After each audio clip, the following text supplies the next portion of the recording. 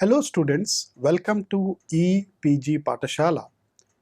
I am Dr. K.R. Ram Mohan, Associate Professor and Head Department of Anthropology, Sikkim University. Today we are going to discuss a module on thinkers on Indian civilization, Rabindranath Tagore. This module comes under the paper Indian Anthropology. Before we go this module, let us understand the learning objectives. We need to understand the early life of Tagore, Tagore's literary contributions, the relationship between Tagore and Gandhi, their views, and Tagore's views on civilization. To know a little bit of Tagore's early life and his brought up, Rabindranath Tagore was born on 7th May 1869. He is born in Calcutta. Rabindranath Tagore is often considered as one of the pioneering intellectuals for the modernization of Indian thinking in India. Rabindranath comes from a family where he is the youngest son of Debendranath Tagore and Sarada Devi. Because of his father's intellectual tradition and movement, Debendranath Tagore was one of the leaders of Brahmo Samaj. All Indians are very proud of Rabindranath Tagore's work, and for the first time, a non-European, an Asian who got the Nobel Prize for his significant contributions in literature in 1913 by his famous works on Gitanjali. Tagore was the first Indian to show the world that through literature we can inspire many people, and for that he earned, and he rightly deserves, a Nobel Prize in literature. He was influenced by many of the guiding principles and the social reform aspects from Brahmo Samaj. Perhaps Brahmo Samaj has certain religious connotations, and sometimes it is also referred it as a religious sect in 19th century Bengal,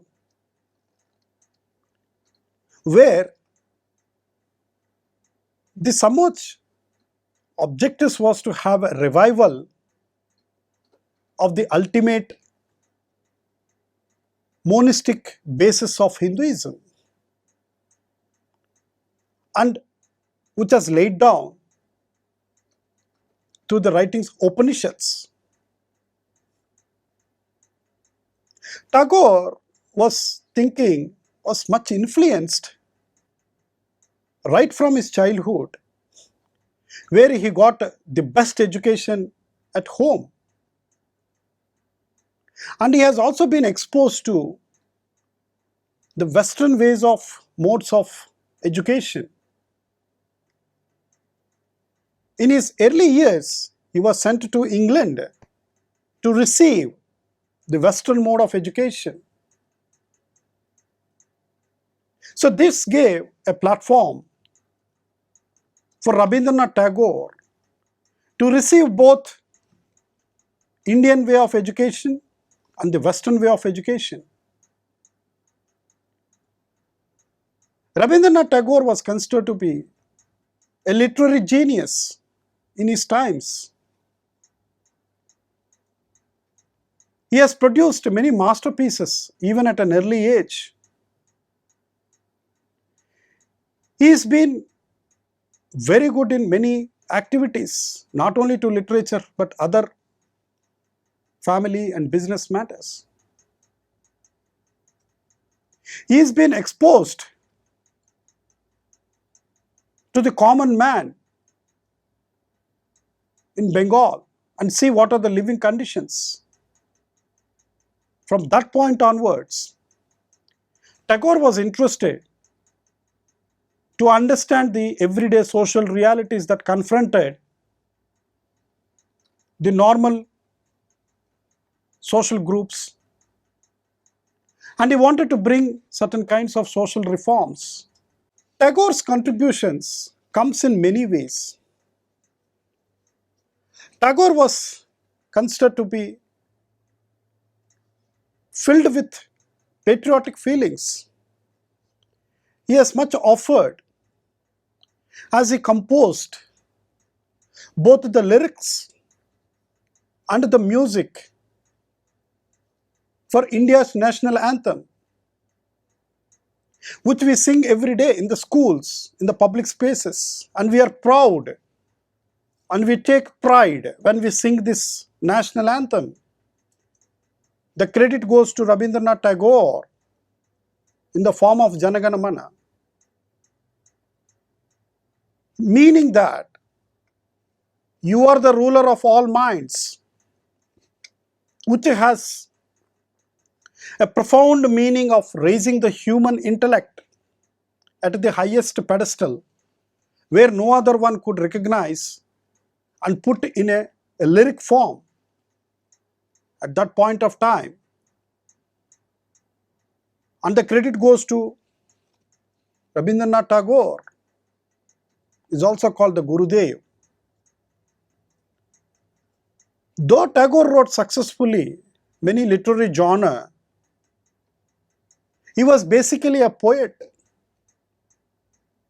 which could express his feelings creatively, magnificently with his flowery language in many forms, where he could synthesize the nature, the beauty of the natural phenomena into words. And his famous works are Manasi, Sonartari, Gitanjali, which he brought him the Nobel Prize, and the Geetmala, which are considered to be extraordinary masterpieces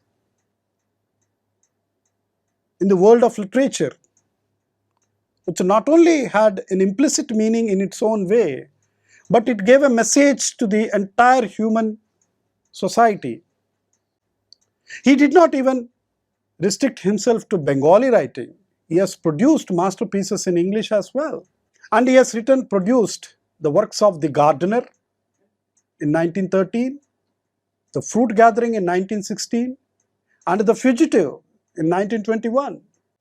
Tagore's genius has expanded not only in writing a national anthem or producing poetic works, but Tagore was very famous in writing theatre plays. His famous theatre play was the Raja, the King of the Dark Chamber, the Dakhar, the Post Office, and the Achalitan, the Immovable, or very famous in those times. He did not restrict even to theatre plays. He has produced monumental works in short stories. A number of novels, among them are The Gora, The Garbairi, and The Yogiyak, The Cross Currents. His intellectual activities has ranged from poetry, theatre plays, short fictions, short stories, musical dramas, dance dramas. Essays have come in all forms. Tagore was also famous for his travel diaries and his two large autobiographies. Tagore, while producing all these masterpieces and having playing a constructive role in the national movement. He was in touch with the Mahatma Gandhi, and there was a series of correspondences between Tagore and Gandhi. In that particular time, Tagore wrote a famous letter to Mahatma at the inception of non-cooperation movement, where Gandhi has called all the masses to not cooperate with the British. Let them teach a lesson that we are not interested in your governance. Please give us the country back. And Tagore has expressed his own ideas how to make this non-cooperation movement much more vibrant and much more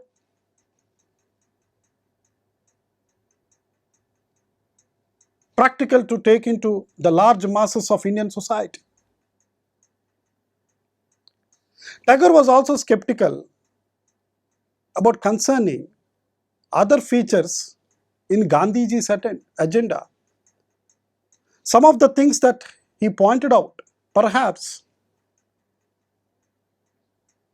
Gandhiji might have gone little beyond, and this is where it is not practical. So he expressed his own ideas towards Gandhi's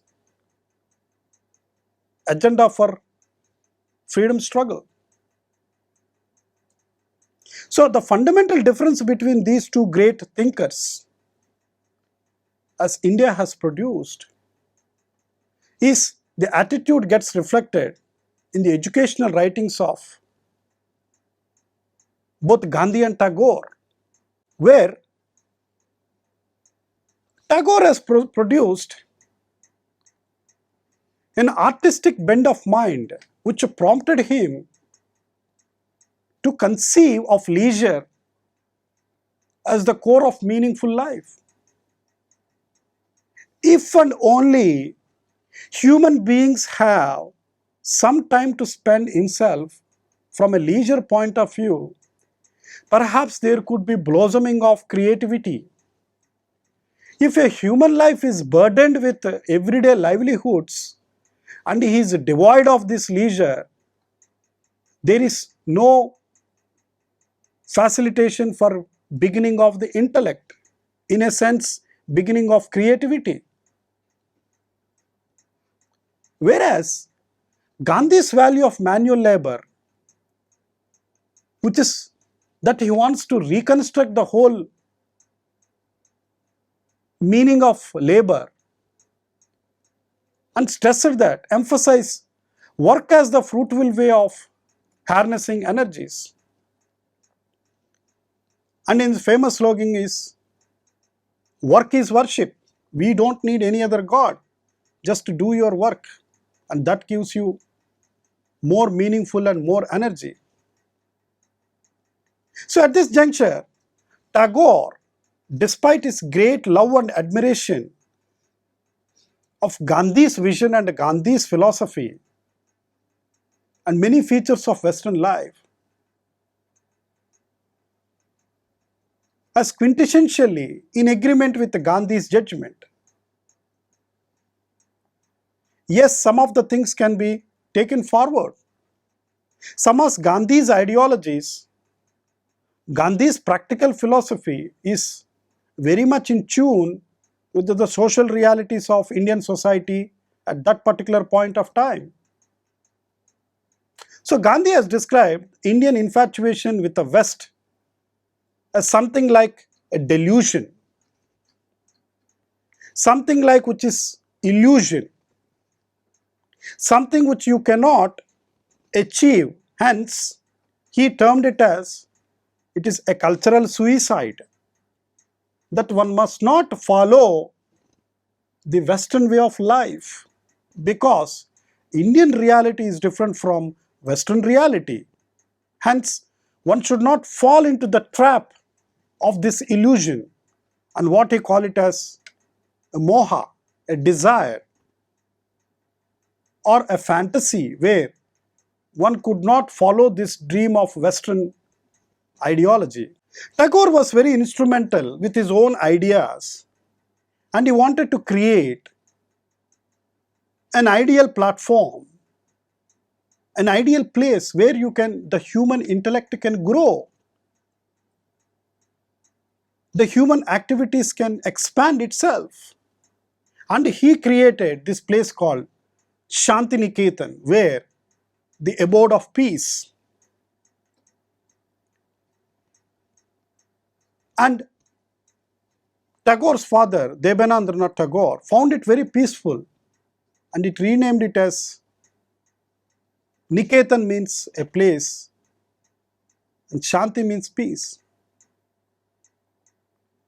Here, Tagore wanted to start his own way of education,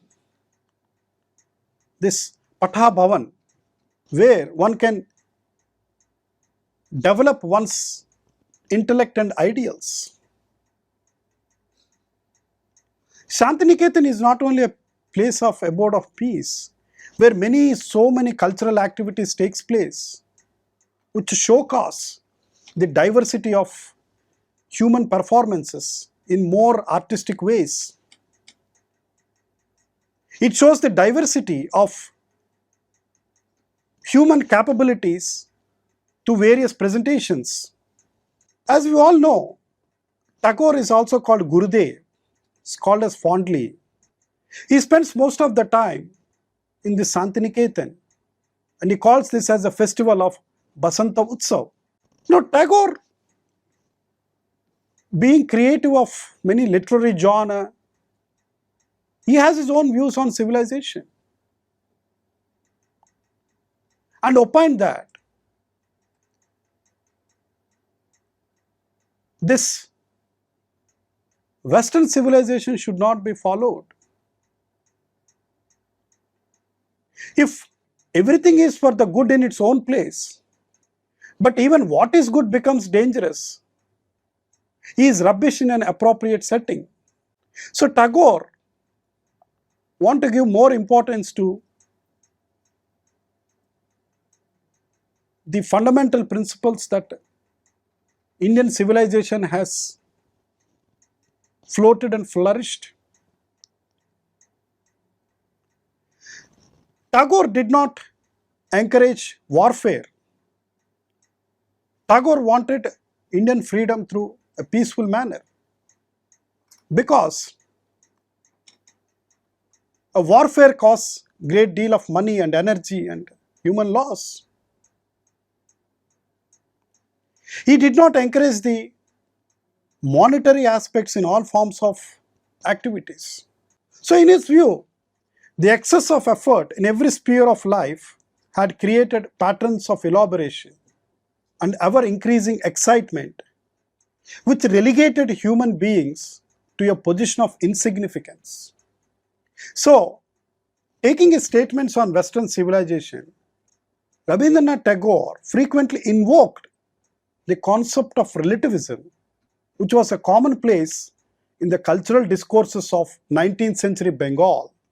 He did not vehemently create the Western civilization as something bad and Indian civilization is something good. He said that Western civilization has its own unique features which are good in its own place, which are relevant in its own society, which are relevant in its own historical currents. Indian civilization has also much to offer, and it is good in its own place. It has produced the intellectual gem for its own cultural upbringing. So he took a relativist standpoint and could see the best in these two civilizations. Tagore, while citing Guizot, noted that the uniqueness of Western civilization in its multiplicity of drives and the coexistence of often incompatible with institutions and tendencies. So for Tagore, everything was permitted in its service and nothing was allowed to thwart with its perceived interests. So for him, the end results of such obsessive preoccupation with the national self-interest, which can lead to conflict and eventually self-destruction. Rabindranath had very great fascination to the noted physicist, Nobel laureate Albert Einstein.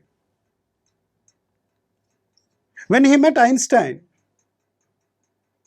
he had exchanged the views of Indian civilization, the science, spirituality,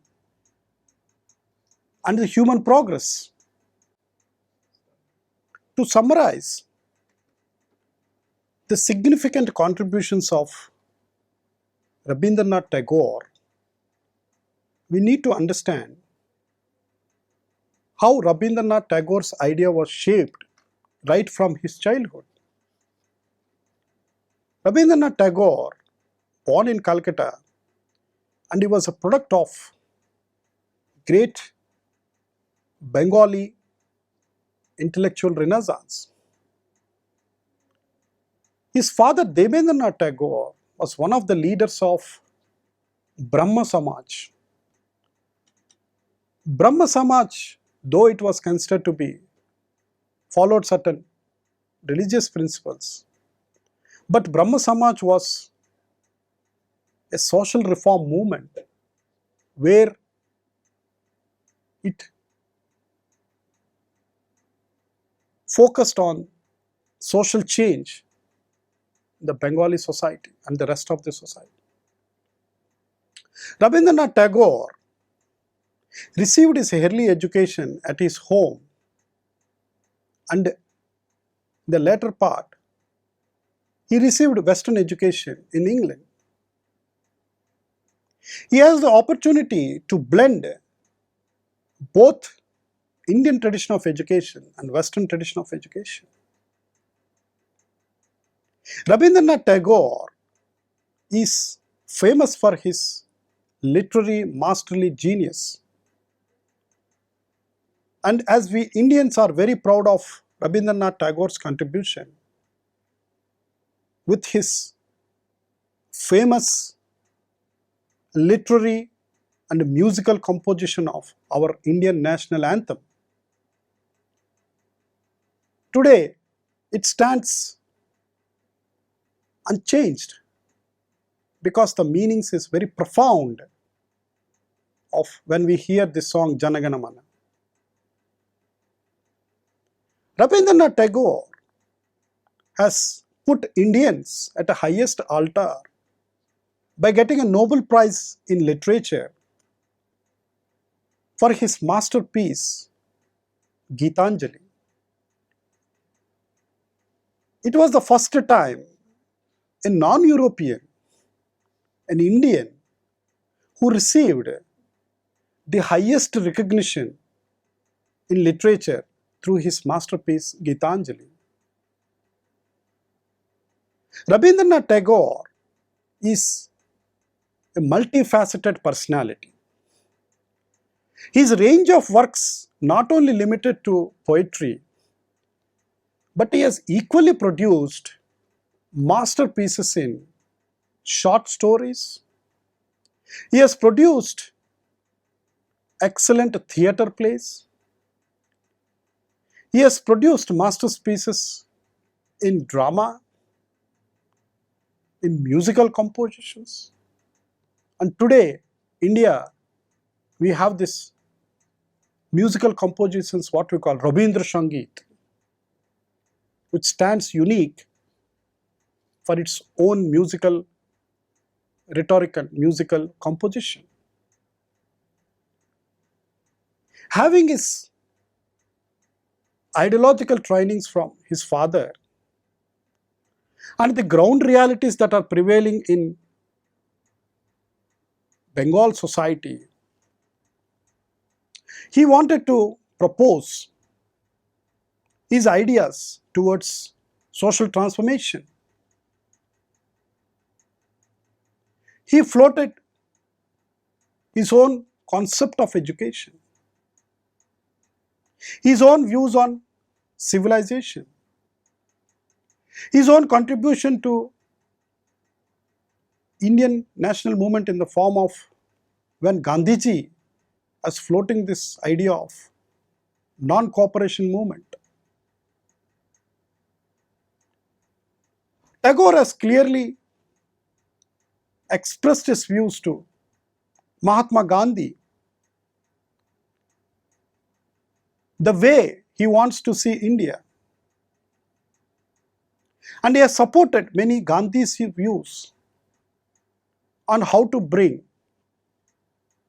patriotism and how to fight the British rulers in a most peaceful, non-violent way without any war, because Tagore was under the opinion that war will cost a lot of money, effort and human loss. He was against to this idea. Tagore has specific views on education. Tagore viewed that education should lead to all-round development. Education should not restrict human intellect. The kind of education an individual receives must blossom like a flower. It should give to enough scope for creativity, and this creativity should be used for human progress. With these ideals, he started his own way of instruction at Shantiniketan. He wanted to give the ideals of integrated education, holistic education, where the human mind should capture the finer aspects of reality. It should synthesize in such a way that there should be a complete synchronization with the man and nature. And today Shantiniketan stands for the most profound way of education, instruction received under the footsteps of Gurudev.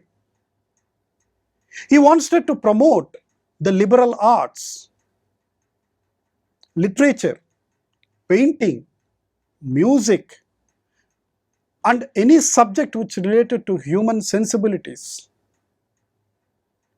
Tagore also wanted to promote science, which is useful for human progress, to increase the status of human well-being. So there should be science and humanistic ways of education should be blended together. Tagore had specific conversations with the great scientist Einstein. He exchanged his views on the quintessential aspects of Indian civilization. He wanted to bring science with humanity, where it can do wonders. Tagore's contribution has brought revolutionary changes through his writings. He could ignite the intellectual passions among ordinary citizens in India. He has produced masterclass pieces even in English literature. He has inspired millions of people through his ideals, in his works. Tagore has put the human intellect at the highest pedestal. And he says that intelligence and creativity can be nourished in a given proper training, in a proper direction.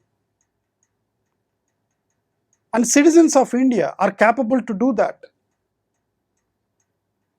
He wanted to see that human intellect should be surrounded with all the beauties of nature, which is endowed with these finer sensibilities. Tagore's contributions to give more insights into philosophy into history. And he wanted to take both these philosophical writings to the common man and how it can be understood not only to the elite but the man, and which can incorporate into one's life. Tagore's views are very specific about all the civilizations in the world. Tagore produced that civilizations must be understood from a culturally relativistic point of view.